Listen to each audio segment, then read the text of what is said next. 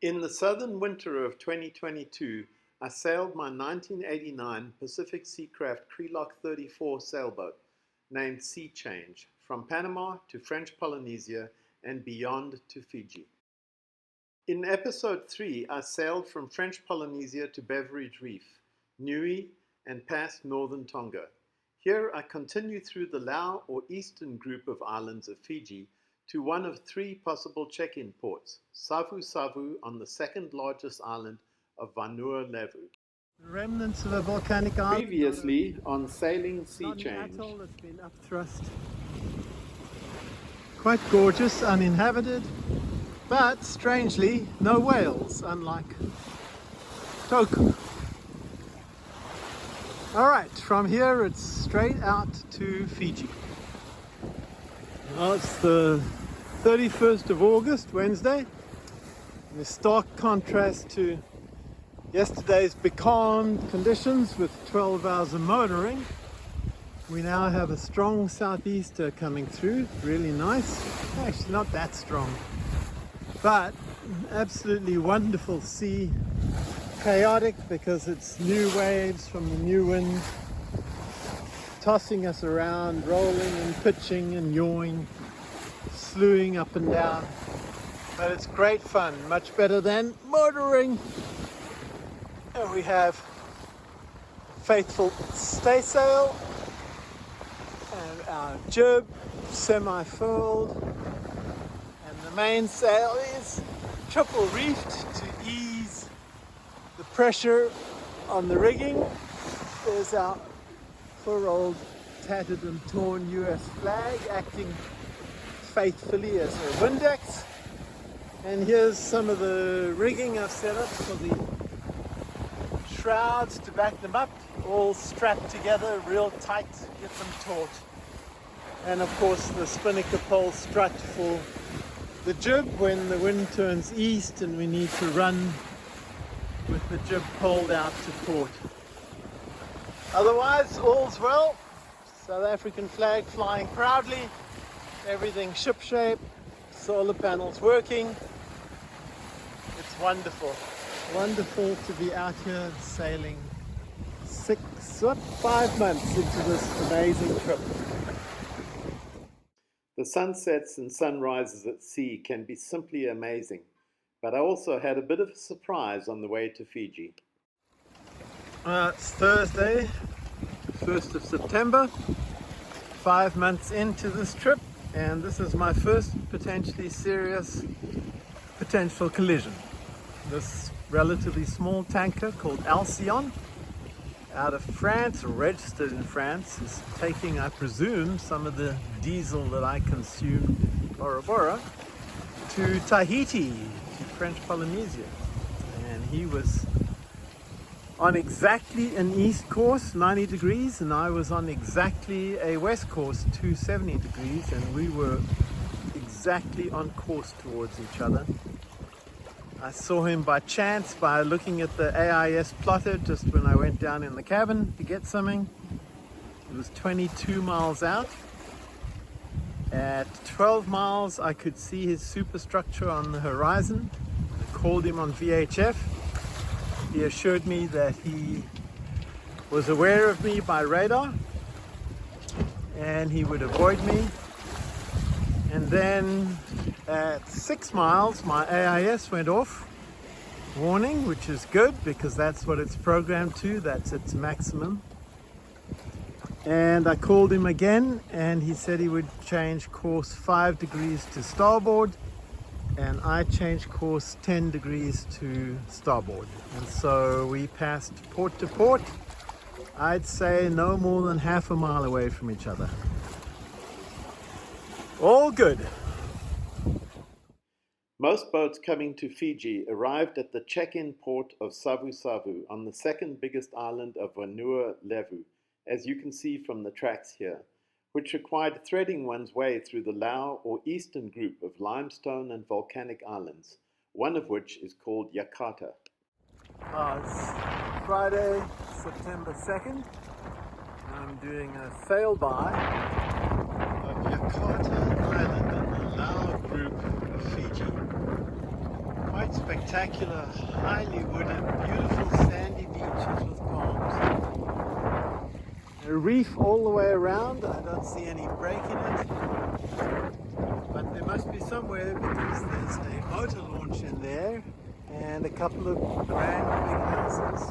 Maybe a private beyond island. I have no idea. I've lost my map, so I have no information. If it weren't for those houses, I could be the first European arriving here. Amazing. It's blowing hard. And unfortunately, with no good charts, at least my iSailor charts are not that accurate. I actually sailed over that western corner over there on my chart. I have the screenshot to prove it. I have no way of getting in here. Oh well. And the screenshot. A little bit later on Friday, September the 2nd, I'm doing a sail-by of nearby Nukutalu Islands. There's two of them with a clear passage between them that I could have sailed through, but I thought just go underneath and see what's in the lee of them. Again, they're surrounded by reef. They're low, sandy, like an atoll that's filled in. And lots of birds, but no hope of anchoring or going ashore. It's really a pretty island. And Vera Vera, this monster island with a volcanic core, you can see at the back there. Woo, lovely. Just wish you could go ashore. International dateline runs through the middle of Fiji, and my iSailor chart made it seem like we were sailing off the end of the earth. But eventually we made it to Savusavu, top center of the satellite view, but not before stopping at a lovely Anchorage beside the Jacques Cousteau Resort for some kitesurfing with friends off the back of their catamaran, sadly with lots of wind noise, sorry. It's the 4th of September, Sunday. We lost the 3rd to the international dateline. We're in Fiji. That's Donna's boat. Sid's catamaran with his dad. This is Vanuatu, the big island, or the second biggest island. There's a little anchorage here with about 8 boats. Savusavu is on the other side of that, about 4 miles. Fancy resort here.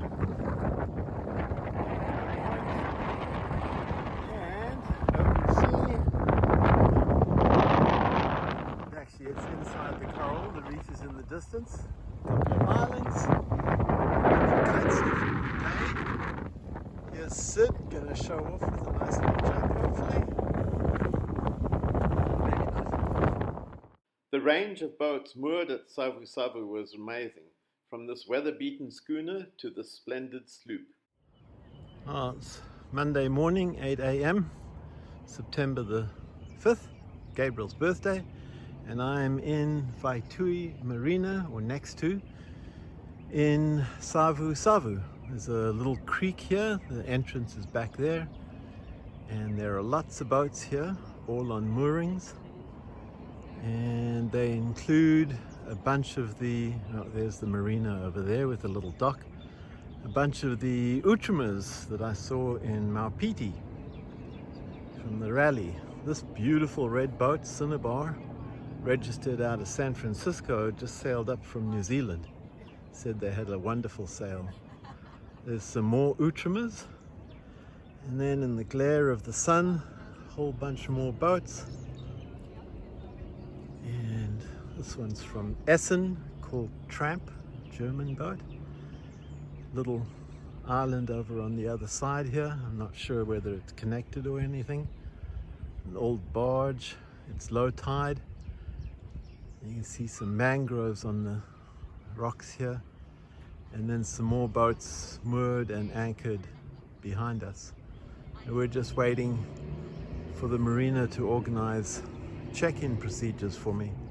It's kind of curious, there's steam, or at least mist, coming out of the sand at low tide here on this beach. Can't imagine there's any thermal processes going on, but who knows. And again, there's the marina with the dock called Vaitui Marina. The steam is indeed from volcanic sources, as this is a volcanic island. It is also subject to cyclones, and Winston in 2016 wiped out the dock at the marina.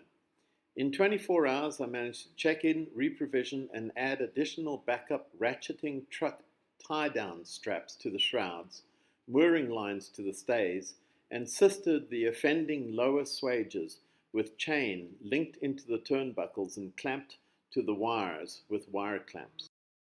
In the next episode, I head back east to Taveuni Island and beyond, and later on to the Lau Group of islands. See the red track tacking upwind on this Predict Wind tracker.